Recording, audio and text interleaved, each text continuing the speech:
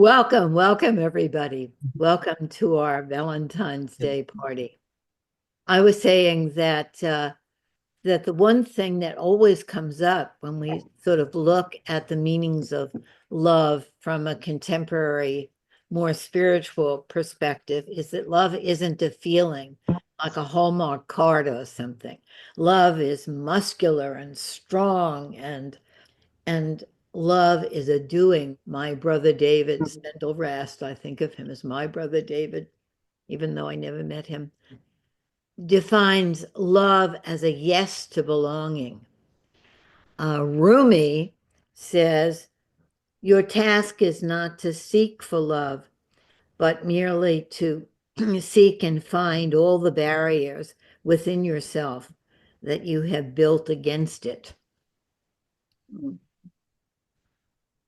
But since this is Help the Helpers and I'm a rebellious sort, I would like to think of love as a feeling this morning.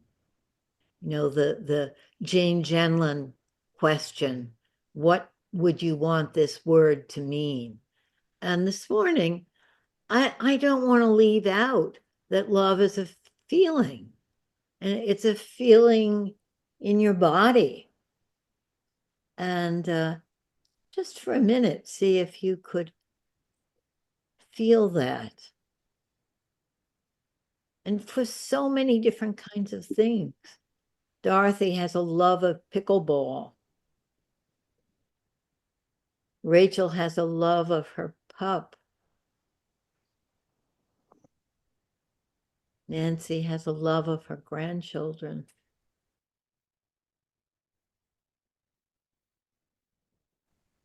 Vivian has a love of translating all kinds of things into Chinese. I mean, so many different kinds of love.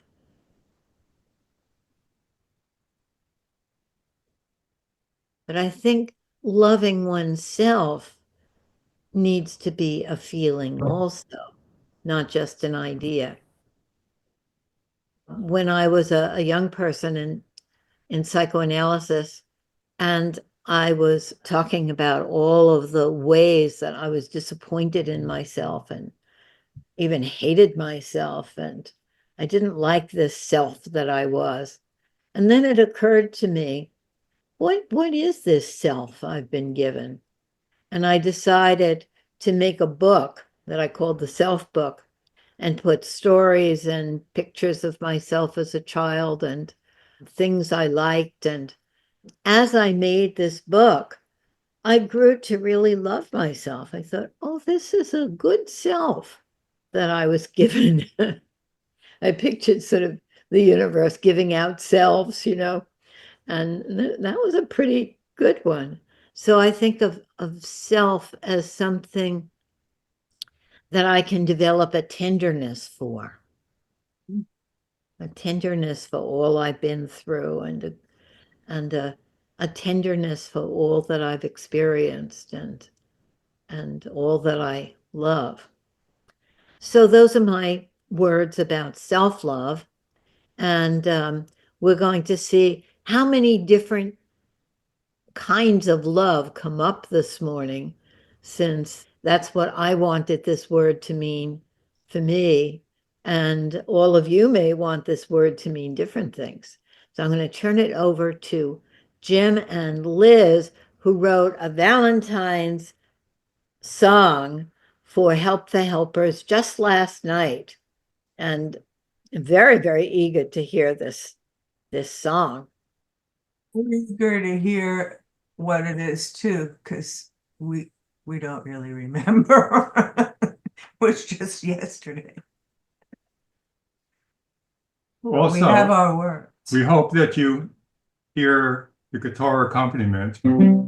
Yes. You hear that? Yeah. Yep. That's a good sign. Yeah. Good. Heard something. Ready? Yep.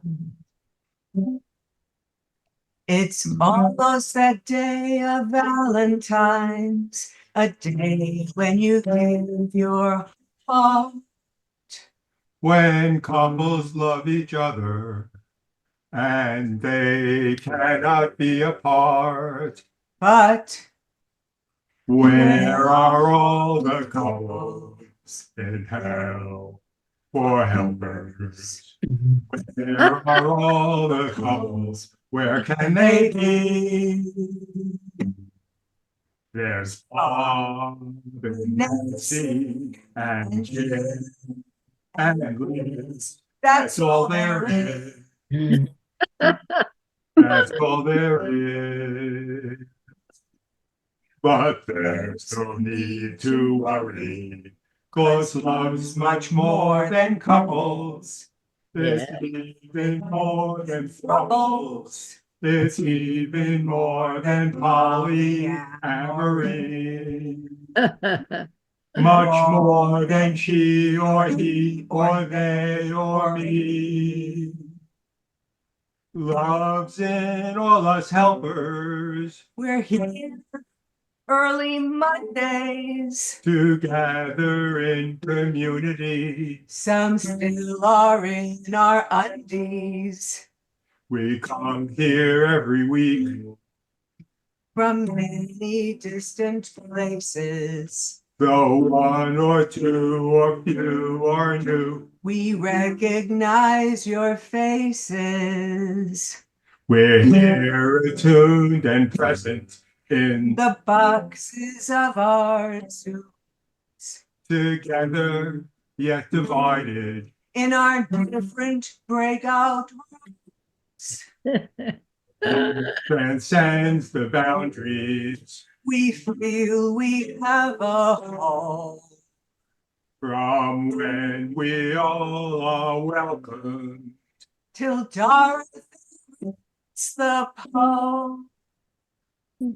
Love's in all us helpers. Those here now and those that have been. The fitters in, the pourers out. So thank you, lovely land.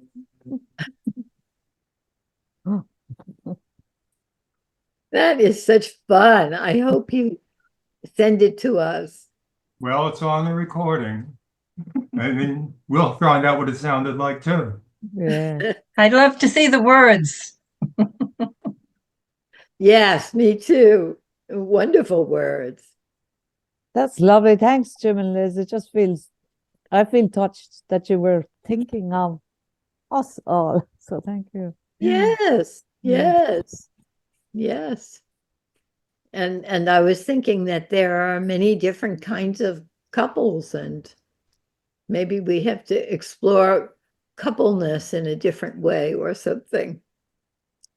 So in this party, everybody is welcome to contribute, and many of us have prepared songs, images, all kinds of things. And did we say who would be next, or shall we spontaneously say who would like to be next? I'd like to hear the Rumi quote again, Lynn, that you said. Okay.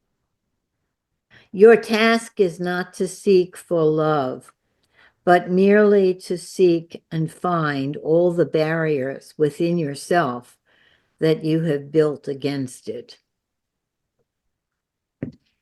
Yeah, I'm very moved by that. So, because I feel what it's saying is that love is out there, and we just have to receive it.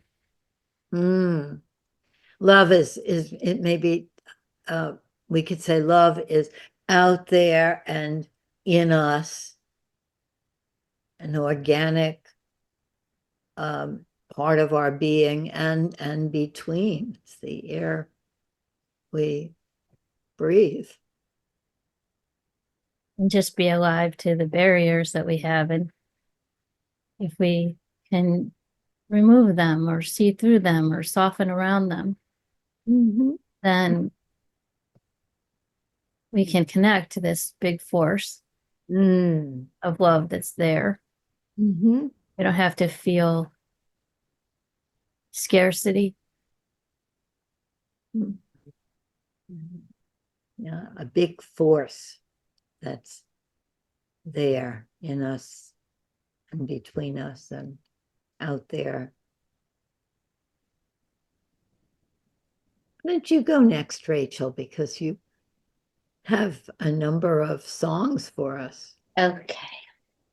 Okay, this song, I hope I have it queued up right. I'm not sure if I can, I don't think I can share screen. Who's in charge of screen sharing? Jim. Jim, can you help me share screen? I'm scared everybody's gonna see every every marital settlement agreement, but I tried to queue up this song. Maybe So that would be a good Valentine poem, the yeah. marital agreements. Yes, the divorce decree type thing. Yes, Yeah, it does say something. Jim and You'd Liz. be able to share your screen now. Give it a shot. Okay, I'm gonna try. Guys, bear with me if you're seeing all kinds of Yeah.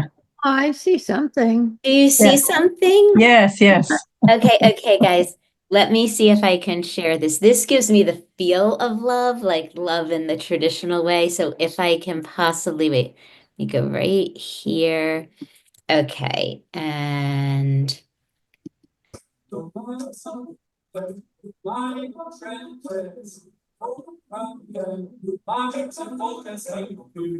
think it needs to be a little louder.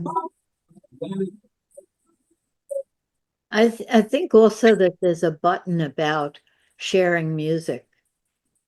oh, can you not hear it? We can hear it.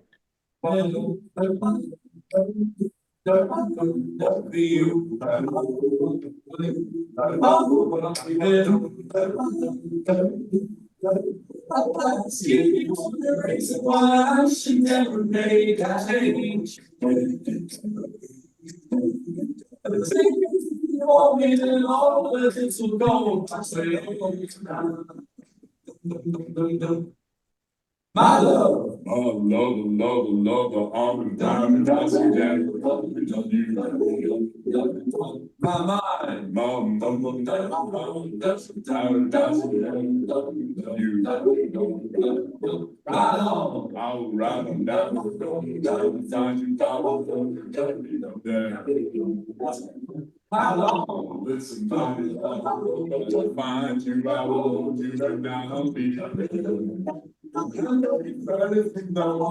boys, this time it's real, it's something that I feel like. Boys, but this time it's real, it's something that I feel like. Because I pass it all time. Slow, yeah, it's so good. I said, no, it's slow. My friends and family, they don't understand. If you they lose so much, if you take my hand, oh, zip,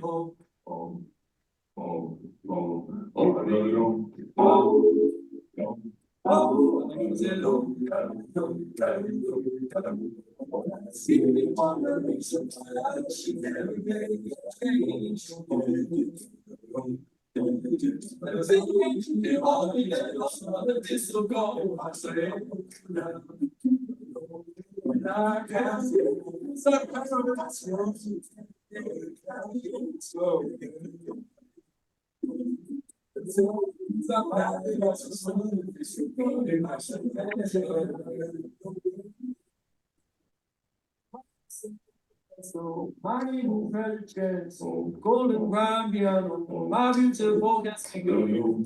Oh,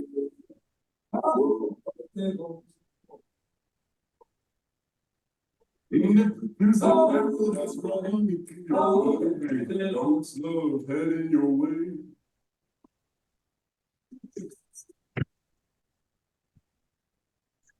On someday. Uh-huh. Okay. Okay. I couldn't get the words really, but They're I in the got the chat. feeling of it. Thank you, Rachel. You're welcome. The words are in the chat, and I have all the words, and I have words from another song, but the basic essence is for you, I'd give it all. And I also think there's something about an a cappella group that is so like joyful, and that there is a kind of love, which I didn't recognize until enjoying the a cappella, like why that is different than just having what's his chops who wrote the song sing it, George Ezra. Rather than that, it's like there's something about the a cappella group and that the ensemble that when it's right, it strikes such a chord and there's such a living love there. So that's that. I have one more song, but if other people want to go, and then I'll do the other song, which is a little sadder, which is the At 17, which is by Janice Ian. Why don't we leave that till later and see if we have Yeah. time? And but I'm remembering that song as we're going along also, as part of our collage of love. So you don't have to have something that's already written or presented. Any thoughts or experiences or stories of love are welcome.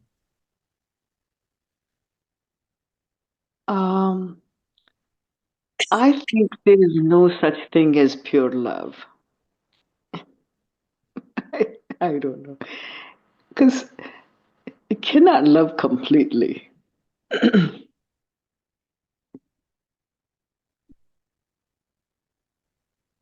Yes, so I'm holding that. We're all holding that. Sashi says, love isn't something pure, not complete, but it's powerful, and it's powerful. It reminds me of the line from Bob Dylan's, no, it wasn't Bob Dylan, the Hallelujah song of love is not a victory march, it's a cold and broken hallelujah. I think that's what you're saying, Sashi. Leonard Cohen. Leonard Cohen, yes. Yeah. I don't know. I've tried to look into all my loves and I don't think it's ever complete. That's I have felt, but I could be the only one feeling like this. So there's always a little bit of a salt in it somewhere. If I can share, Yes. then the trouble that Rachel went through to find what she wanted to find and show to us was really deeply touching, because every single step for the last 5 months, every single step I make in my life has this kind of feeling that is never quite right, or it doesn't happen, or it gets to be too long or distorted. Everything is kind of out of place. And the other day I found myself really clarifying one action so it wouldn't be frustrating. So I kind of reduced it to its minimal essential step, and I took that step.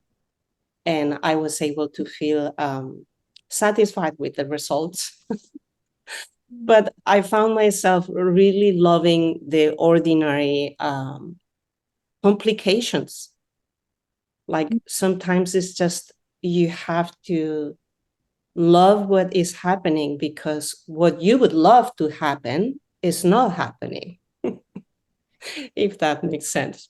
So I don't know if you heard any song about it, but of course I would love to hear a good essential line about this type of approach to love, like being able to just take things as they come, not as we want them to be. Yeah. I have a real feeling of that when you say that. I could Yeah. really resonate to that, to love what is. I think the only words that come to my mind is if you can't have the one you love, love the one you're with. And that could be about anything, right? Mm. If you can't have the technology just going the way you want it, love the way it's going. Yeah, just to unify it with what Sashi was saying. Yeah, if you cannot have the whatever is the other thing, maybe it was sugar that you were mentioning, but the salt, loving the salt of it, right?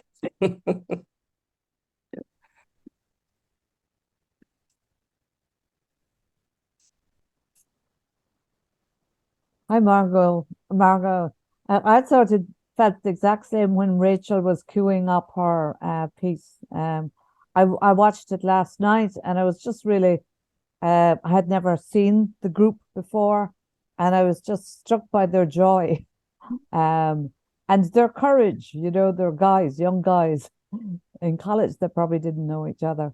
So I really loved that we held the space. I thought it was so ordinary that we held the space, and that Rachel held her nerve while she was queuing it up, you know. And yeah, and also just what you said, love what is happening, not what we want to happen. So that's what you said. So it's almost like a chorus that we can bring back what we're saying, so that we're in a movement rather than love being something that's static or even a word. You know, we're in it, we're in love. And we fall out of it, and then it gets a bit salty or messy. So I thank you. like that. Yeah. We're in love. Yeah, I think so. Yeah. Pauline, thank you so much for writing that down. Love what is happening, not what we want to happen. That Because was Margot. Yeah. no, because I Yeah. was trying to remember what Margot was saying, and I was going to say, can you repeat it? Can you repeat exactly what you said? Yeah. For some reason, the way that you articulated it really went in, rather than love, like all the other things that were said went in differently, but exactly the way you said it hit me. Love what is happening, not what we want to be happening. That's a powerful statement. And yeah, I really resonate with that today. Thank you for sharing that. Yeah, thank you. I think what really helped me, and I'm going to share this just because it's going on. I realized that I was projecting failure because this is what is happening. I take steps and it's like, oh my God, the next step also takes 10 other steps that I need to start now. I feel like I'm starting from zero all the time. So what I did was like, okay, so you projected this is going to go really badly. And then I kind of reduced the thing to, in the neurodivergent community, there is one thing that has become really important for a lot of young people who cannot start a task, and it's called the what is it called? The first possible, the smallest possible step. So I reduced my task to the call, and the call was a call to 311. So, and I love the fact that it's just 3 numbers. I can do this. That's what took me to actually do and resolve the whole thing by just really saying, if I just make that phone call and it's only 3 numbers, I can do this. I promise I'll be satisfied just with that. That will be my love, like I did it. And yeah, so sometimes it's about a reduction of our projections of what may happen if we go somewhere with something that we want to see happening. I think it falls in the category of ordinary day-to-day love. What you're saying is reminding me of a poem, something about ordinary life or something like that. And I'll look it up. But the last line in the poem is how everything is going wrong for her. But then there are some moments when she spilled the coffee and the snow, and her hands are all raw, and she looks down at her hands, and she loves this body that she's in and this world she's in. I'll find that poem, but it reminds me what you're saying, to love just the ordinary things of life. Yeah, I love to see that poem. I like the spilling of the coffee. That's exactly right. And the raw hands. Yeah, I'd love to see that. I just want to add that I'm still on this, Marga, that when we love what is happening, we're bringing our love to what is happening, Yes. as opposed to when we're, want something else to be happening, we're not bringing our love to the situation. That's what came to my mind. Mm.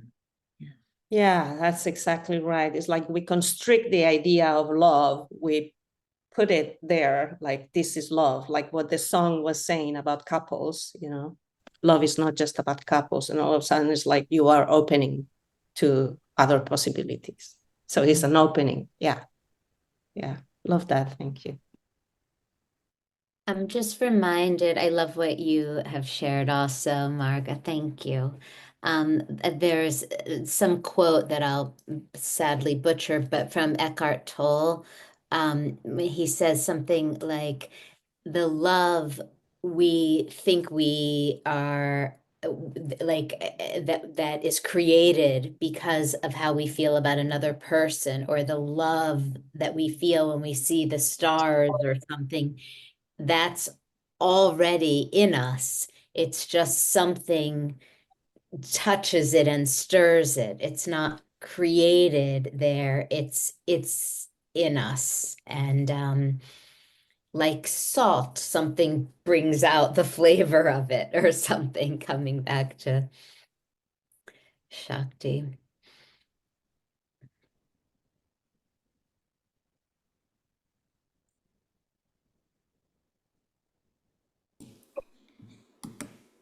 I think that love includes everything, not just those moments of warmth and closeness, but even the moments when you're really upset with somebody, but you still love them a whole bunch. And I think that's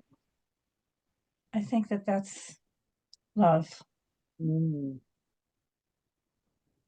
Nobody has to be any particular way.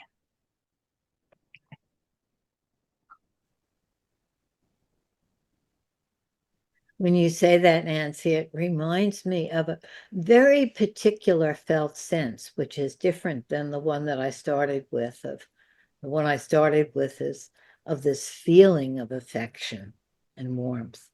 But what you're describing has another very distinct quality of being so angry and fed up and aggravated and frustrated.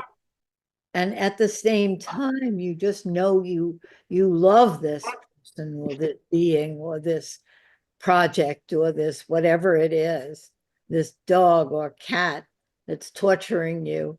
And you could have those feelings very complexly interwoven. Yes. It's an acceptance of one another and of what is. The acceptance of what is. Yeah. I have a little song. It's a quote. And shall I sing it? And you can guess where it's from. Will the wind that blew her boat across the sea kindly send her sailing back to me? Tee. Now, honey pie, you are making me crazy. I'm in love, but I'm lazy. So won't you please come home? Who wrote that?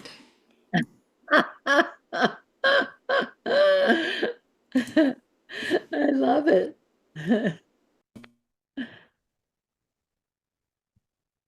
I don't know who wrote it, Katarina. Does Pose it, a question. I heard. I bet Liz knows who wrote it. The Beatles. I could imagine you writing it, Katarina.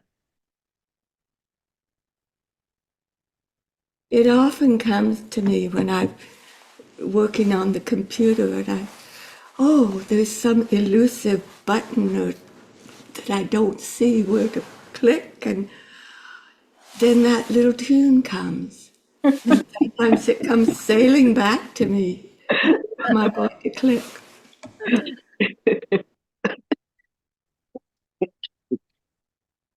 Liz, did you say Libido wrote it? I thought you did. That's good.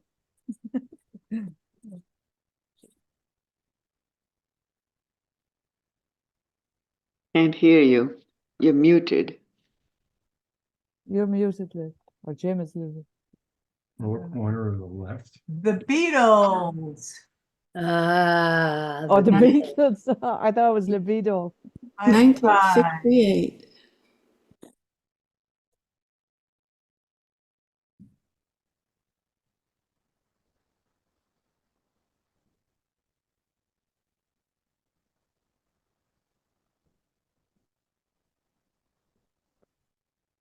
Well, the poem that I was trying to think of is called What the Living Do. And maybe Dorothy could find that.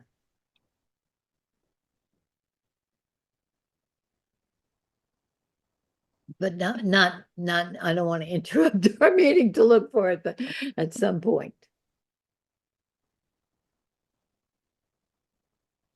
Anybody else have anything that they either is there for them right now, or they prepared ahead of time to share?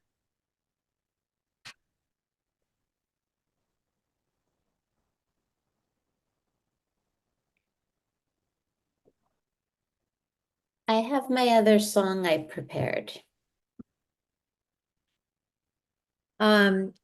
I was hoping that we would there is another button, I think, that we didn't get with all of that. That I was hoping that we would find that other button by the end and play that. See a button. Do you know what I'm talking about, Jim?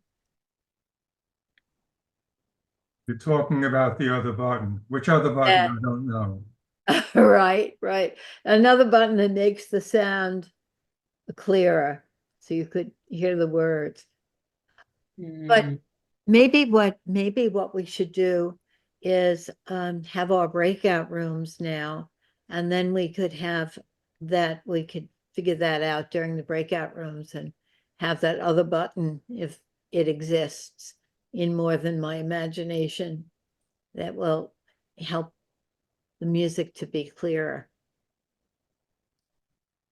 So we'll read What the Living Do. This was sort of what came to me in our discussion, especially the last line. Let me just explain that this Marie Howe's brother died of AIDS, and a lot of her poetry is to him, and Johnny is the brother who died, and she's talking to him. Okay. Johnny, the kitchen sink has been clogged for days. Some utensil probably fell down there, and the Drano won't work, but smells dangerous, and the crusty dishes have piled up. Waiting for the plumber I still haven't called. This is the everyday we spoke of. It's winter again. The sky's a deep, headstrong blue, and the sunlight pours through the open living room windows because the heat's on too high in here and I can't turn it off. For days now, driving or dropping a bag of groceries in the street, the bag breaking, I've been thinking, this is what the living do. And yesterday, hurrying along those wobbly bricks in the Cambridge sidewalk, spilling my coffee down my wrist and sleeve. I thought it again, and again later, when buying a hairbrush. This is it. Parking, slamming the car door shut in the cold. What you called that yearning. What you finally gave up. We want the spring to come and the winter to pass. We want whoever to call or not call, a letter, a kiss. We want more and more and then more of it. But there are moments walking when I catch a glimpse of myself in the window glass, say, the window of the corner video store, and I'm gripped by a cherishing so deep for my own blowing hair, chapped face, and unbuttoned coat that I'm speechless. I am living. I remember you. Thank you, Dorothy. It's beautiful. Wow. Thank you.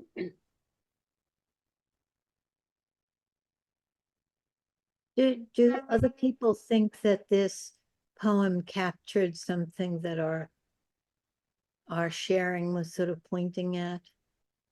That ordinariness, but the deep cherishing of life.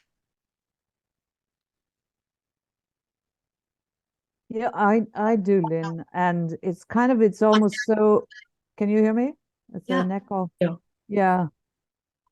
I think that it's so poignant, or so I sense that it's so extraordinary, beautiful, that it's we're afraid to go there because it moves us or heals us, actually, it loves us, whatever it Loves is. us.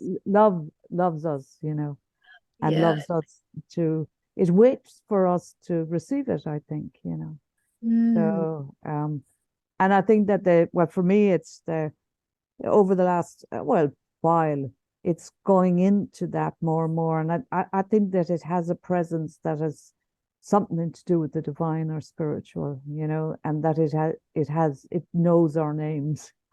So yeah, so the resisting of that after a while, to giving up the resistance to love. So that's the ordinary, but it's the extraordinary courage maybe that it takes to receive it as well, or to go there, whatever. It's waiting, So thank you for that. I loved it on lots of levels. Yeah, thank you. You, Pauline. I love what you just said, Pauline, about the willingness to receive. Thank you for that. That really resonates. And Yes. Thanks, Margaret. I guess we can have Rachel's song now. Perhaps if somebody here is an engineer who's worked in the music industry. Otherwise, I have no idea how to share the screen or anything else. Am I able to share now? I Thank you. Is that BJ? Whoops. Was that me? see. Good.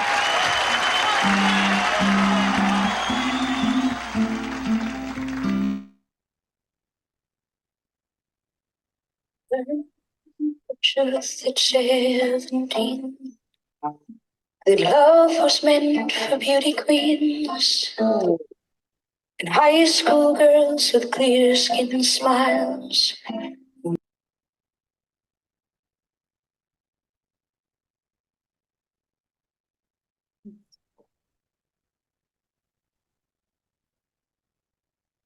Oh, I love it. That was enough for me. I remember it now.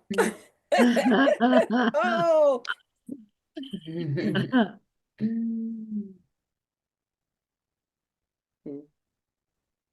Okay. Well, we got a taste of that song, and we can all hear the rest of it after the meeting. I wonder, I don't know, it's not like we have a lot of time, but I feel Rachel's energy in this song, and I really would love to have, I mean, even if we read it, it's like there's something about Janine's language and Rachel, your choice of the song, and Why don't you read it, Dorothy? I think it's okay, a good I- idea because it will be part of our poetry offering. okay, Thank okay. you, Dorothy. I learned the truth at 17 that love was meant for beauty queens and high school girls with clear-skinned smiles who married young and then retired. The Valentines I never knew, the Friday night charades of youth, were spent on one more beautiful. At 17, I learned the truth. And those of us with ravaged faces, lacking in the social graces, desperately remained at home, inventing lovers on the phone, who called to say, "Come dance with me," and murmured vague obscenities. It isn't all it seems at 17. A brown-eyed girl in hand-me-downs, whose name I never could pronounce, said, "Pity please the one who serve. They only get what they deserve." The rich relation hometown queen marries into what she needs with a guarantee of company and haven for the elderly. So remember those who win the game, lose the love they sought to gain. In debitures? Oh, Debitors. debitures, thank you. In debitures of quality and dubious integrity. Their small town eyes will gape at you in dull surprise when payment due exceeds accounts received at 17. To those of us who knew the pain of Valentines that never came and those whose names were never called.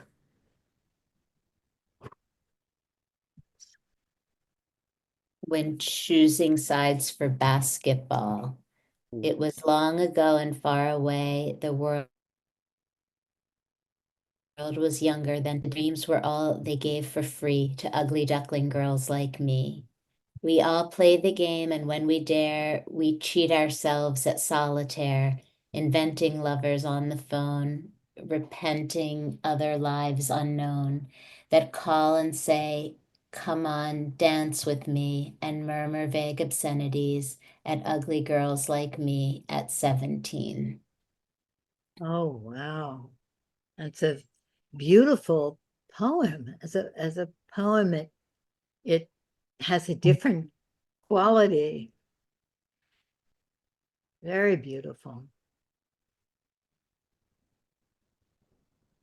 And painful. And painful.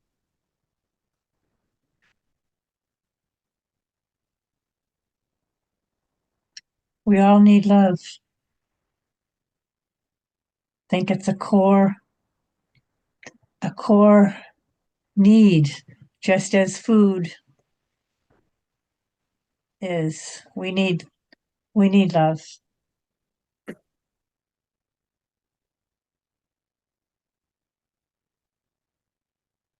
And when we give love, I think it feeds us as well.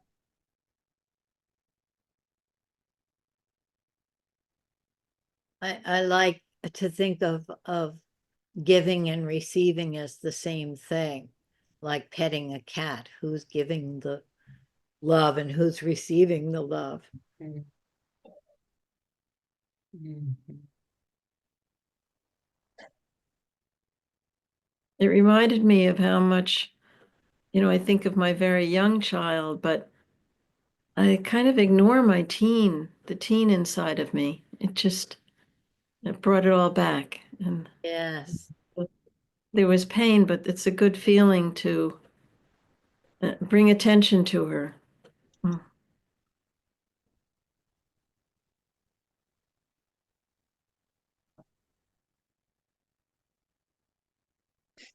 I had that also, Dorothy, the teenage me who felt so unlovable because I didn't look like all the other girls.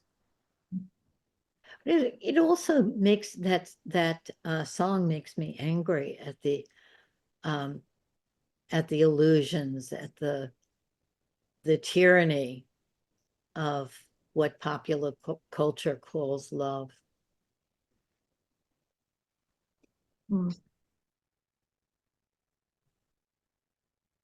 Lynn, thank you. You're saying that calls up for me the tyranny of so many stories. So many, not just popular culture, but it is a tyranny. And every so often, for me anyway, something will pop up and I'll say, "Oh, you said it the other day, Lynn. You don't have to believe everything you think." Right, Yeah. Wouldn't it be wonderful next year for Valentine's Day for our Help the Helpers Valentine party to be liberating love from all the tyrannies that have perverted it and held it down and held it against us instead of with us and for us. Yes, I say yes to yes. Yeah, I say yes to. Yeah. Big yes. Yeah. We have a year to prepare to liberate love.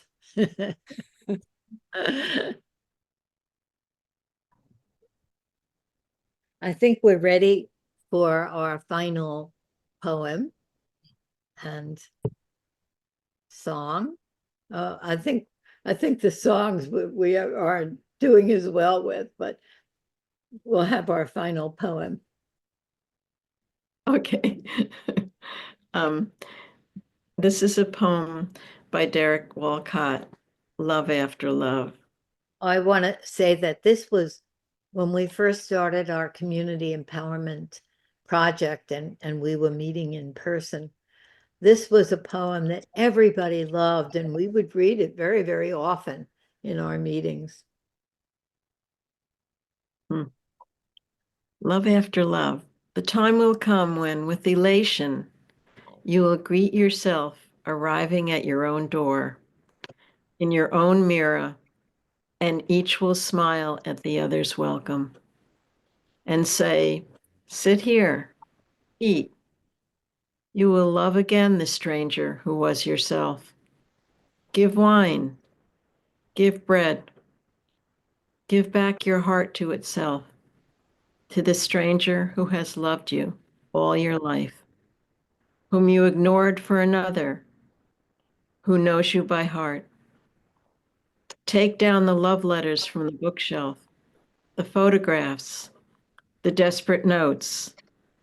Peel your own image from the mirror. Sit, feast on your life.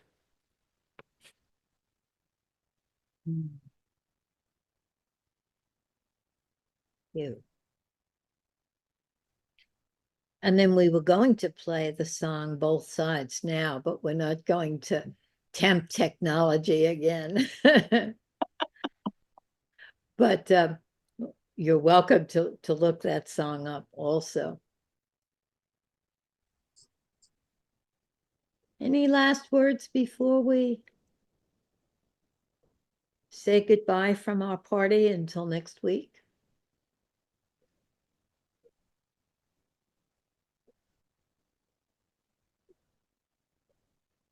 I have a feeling that there's someone that has a last word they want to say before we stop.